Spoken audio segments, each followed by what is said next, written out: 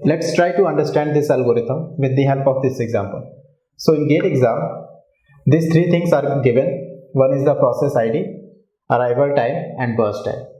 Burst time is the CPU time. So you can also think of it as CPU time. And arrival time, you know that. And all this time are nothing but relative time. So here not given as 4 a.m. or 5 a.m. time. Here it is given in comparison to others, means it is you can think of it as a relative time. Okay, so process P1 comes at time 0, process P2 comes at time 1, process P3 comes at time 2, process P4 comes at time 3, and process P5 comes at time 4. Okay, and similarly their burst time are also given. Process P1 require 4 unit of time to finish their execution. Process P2 require 3 units of time to finish their execution. Okay, similarly process P3, P4 and P5 require 1 to 5 units of time to finish their execution. So first of all, you need to prepare a Gantt chart.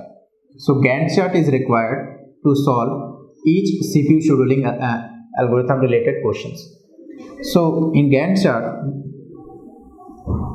we allocate the different processes with their burst time requirement or time requirement.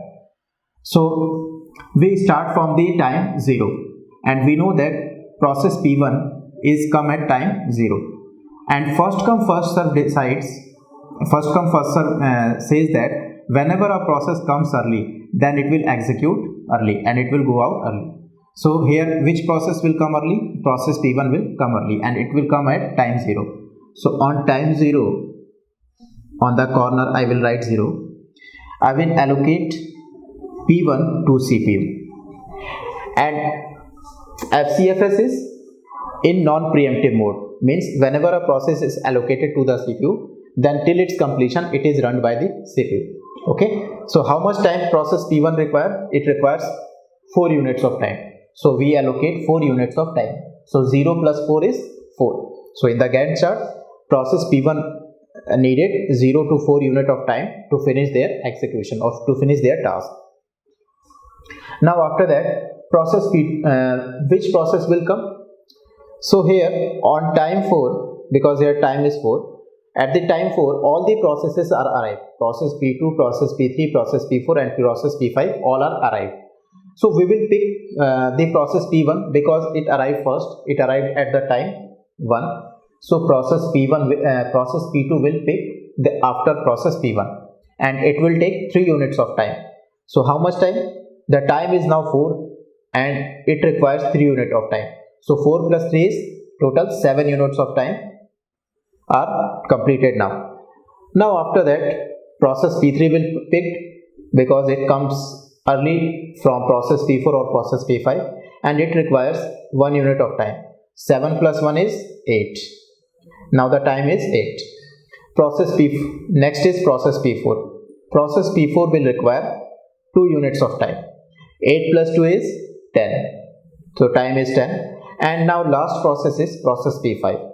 So process P5 will require 5 units of time, and here the time is 10. So if we give 5 units of time to process P5, then the total time will be 10 plus 5 is 15.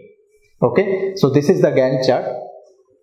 Okay, now in the exam either they will ask you the turnaround time or waiting time or response time.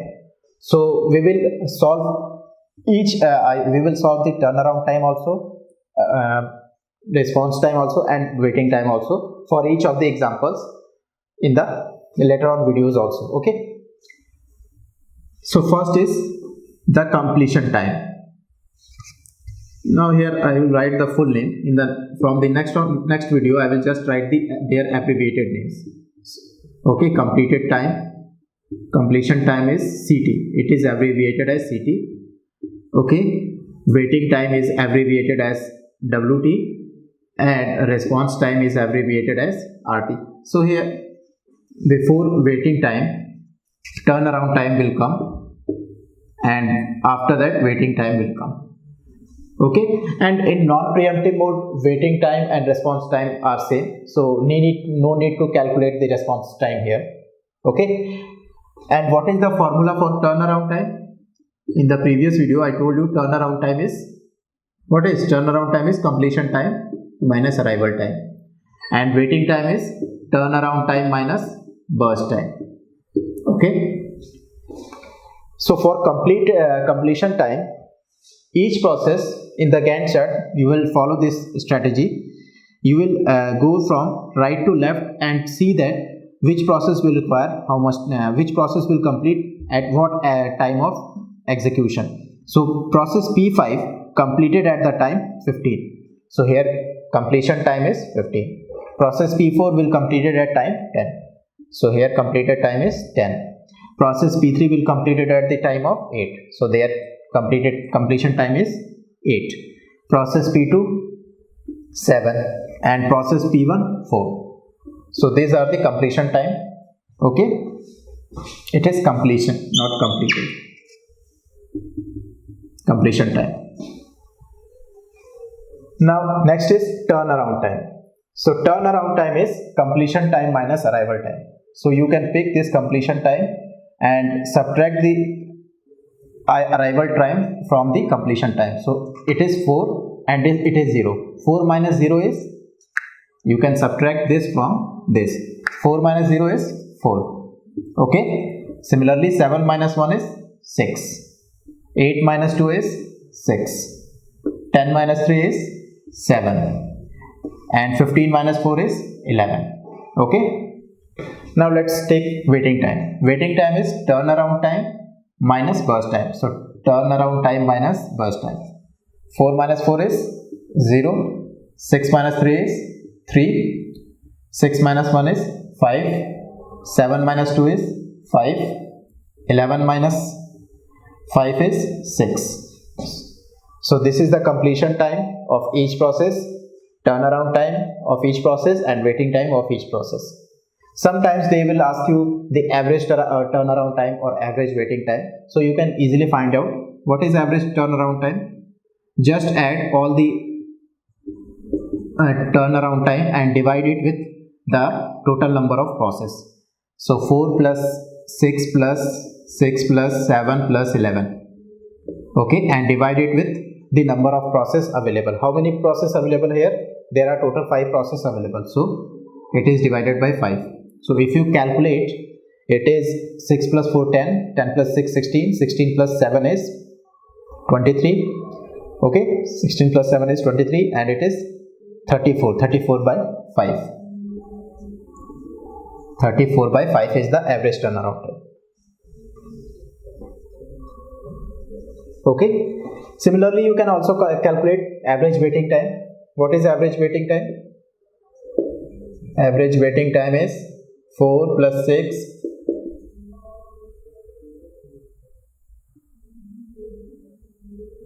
average waiting time is 0. 0 plus 3 plus 5 plus 5 plus 6 divided by the number of process. Number of process is 5. So it is 6 plus 5 11, 11 plus 5 16, 16 plus 3 is 19. 19 by 5 is the average waiting time. Okay. So this is the way you should solve the first come first serve scheduling algorithm. Now here one problem with first come first scheduling algorithm comes.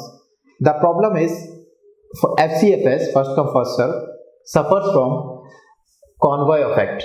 It is suffer from convoy effect.